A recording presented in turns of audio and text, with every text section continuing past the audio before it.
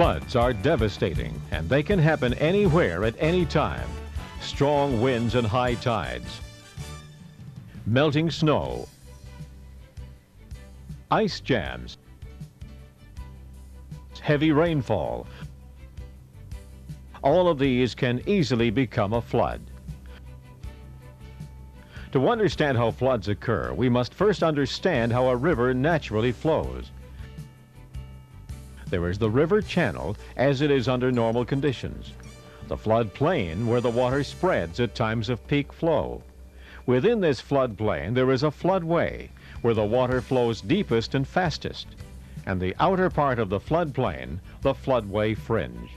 Here, floodwaters are more shallow and flow more gently. Because floodplains are usually flat and obviously near water, they're attractive to developers. Because of their closeness to water, floodplains are also prime locations for transportation and fishing companies, and mariners often build their wharves and berths in the floodplain. But even though we continue to build in these areas, we must remember that such developments reduce the amount of room available to the river when it expands. The floodplain belongs to the river, and when conditions cause the water to spill over into the floodplain, the hazards to life and property far outweigh any advantages. Unfortunately, the human suffering, the property damage, and the personal loss caused by floods are all too often forgotten once the graphic scenes fade from our TV screens and the photos from our local newspapers. For those whose lives have been directly affected by the flooding, however, it is an entirely different story. While some may receive partial reimbursement for their financial losses, there's no amount of money that can compensate for human suffering or bring back those personal belongings that may have been in a family for generations. Arlene Budgell lost the home she has lived in for 21 years. Well, when I left, I was coming through the back door, and I had 2 bags in my hand, and I turned around and looked, and I saw the fence drop down, and I just screeched out and just turned around, and somebody just cut on my arm, and I went on. And you didn't look back? I didn't look back. Newfoundland has a serious flood history. In fact, more floods were reported here between 1983 and 1987 than in any other province in Canada. In January 1983, for example, widespread and severe flooding occurred throughout the province as a result of mild temperatures, rapid snow melt, and excessive rainfall.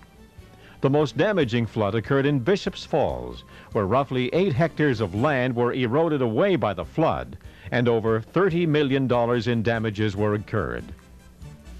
Then there was flooding in Placentia, where not only families were evacuated, but the town's hospital was forced to close.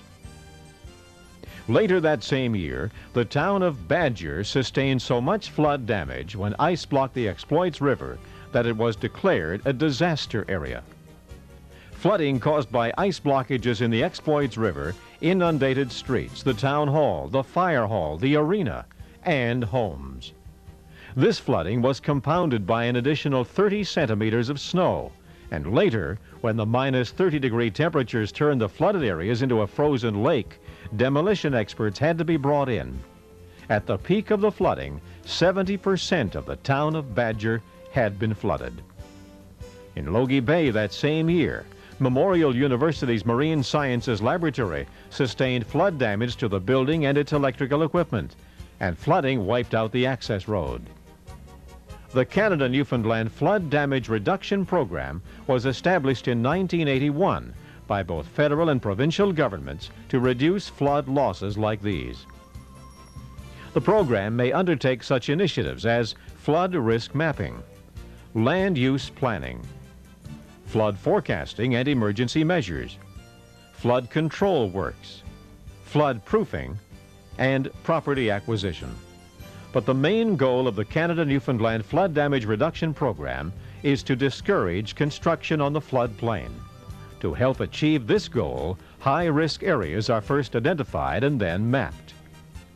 These flood risk maps clearly highlight to both the general public and professionals the risks involved in a flood-prone area. These maps identify floodplain boundaries, areas where flood waters are likely to spread. These areas, often comprising large sections of towns and communities, are then officially designated high-risk areas. So once we know where flooding is likely to occur, what can we do to help reduce the huge damages and losses caused by floods? Because it is natural for lakes and rivers to periodically occupy the floodplain, the only sure way to avoid flood damage is to stay off the floodplain. Before you build, look at the historical flood records for your area and talk to municipal, provincial, and federal authorities. However, if your home or business is already on the floodplain, there are precautions that can be taken to help minimize personal risk and the property damage caused by floods.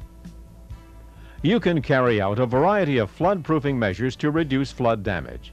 For example, elevating buildings, flood walls, dikes, flood-control dams, stream diversions, and channel improvements are sometimes effective in reducing flood damage.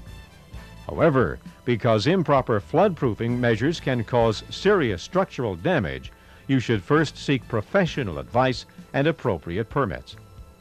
Remember, however, that flood-proofing measures do not always work, and they are often very costly to implement and maintain. They can even be dangerous. Water is very powerful, particularly where attempts are made to restrict its natural flow. Flood control measures can also create a false sense of security. People may continue to build on the floodplain when such controls are in place, but that one day there will be a flood of such magnitude that flood control works cannot hold back the water. You must be prepared for a flood. Here's what to do. Have a battery-operated radio available and tune to the weather flooding updates. Have an evacuation plan prepared that everyone in your home or office is familiar with. Move to higher ground if necessary. And if you cannot get out of the area on your own, wait for rescue.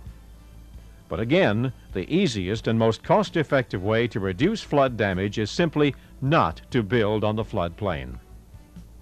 If you think your property is in a flood risk area, call the Newfoundland Department of Environment and Lands or Environment Canada and ask if there is a flood risk map for your area. This will give you detailed flood information that could be vital to the safety of your family, your employees, and your property.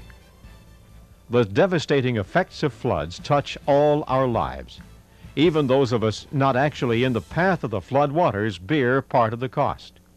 Well, I guess the only sensible thing to do, and of course the only thing is left to do, you just gather up your pieces and with your memories that you'll never get back what you've lost, but you gather up your pieces and you start all over again.